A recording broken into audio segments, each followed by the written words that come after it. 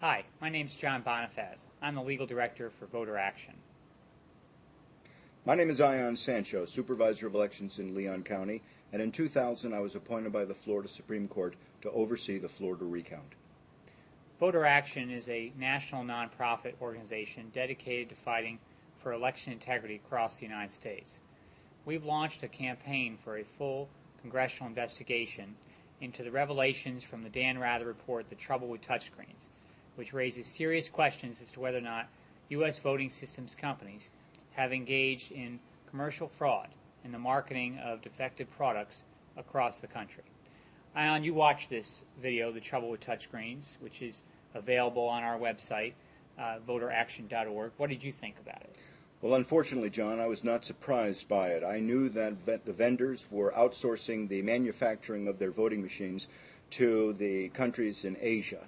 And the fact that the ES&S devices were being manufactured in the Philippines and the complete lack of quality control is not surprising to me, because when you outsource the process to private companies and the primary goal that they place for themselves is profit, you're going to see these kinds of activities where companies use the cheapest labor, the least quality parts they can, because their goal is to serve their stockholders, not the voters. Right, and the overall danger here is that we have lost public control of our public elections. We have essentially privatized key election functions and given private companies the kind of influence and control over our elections that undermines the integrity of the process. We think that what needs to happen is the scrutiny that was applied to the industry like big tobacco needs to now be applied to the election industry, and that U.S. voting systems companies need to be brought before Congress and to be sworn under oath and testify about the effects of their products, what they've known, when they've known it. The Rather report has two major pieces. One is that it shows that potentially the ES&S voting systems company may have knowingly marketed defective electronic voting machines across the country, and that the Sequoia voting systems company may have knowingly marketed defective paper in Florida 2000. I think that this kind of revelation demands further investigation. Particularly, John, the allegations that Sequoia manipulated the paper ballots for the state of Florida to purposely cause those ballots to be not properly read, and thus enrich the company by forcing the local supervisor of elections to buy their new and much more expensive touchscreen voting systems. That allegation is stunning to me, because here is evidence by the workers at the plant that they were ordered to deliberately sabotage the ballots that were used in South Florida, which, when you think about it, was the main reason that the election in Florida folded. The butterfly ballot in South Florida may have another reason that it failed to properly record the voters' votes. And fortunately, the evidence to confirm that allegation exists, because following the 2000 election, those ballots were stored for historical research purposes in the Florida archives, and it would not take very long for competent scientists to examine the evidence and determine whether or not the employees of the Sequoia plant are telling the truth or not. So the issue is, we need to find out the truth. If this allegation is true, then we need to act, because Americans and American elections deserve no less. Right, and the fact is the company's response to these allegations is to say, trust us. This isn't happening. And what we now have are two divergent stories, and that's why Congress ought to intervene. It ought to issue subpoenas. It ought to put people under oath. It ought to subpoena documents and get to the bottom of this for the American people.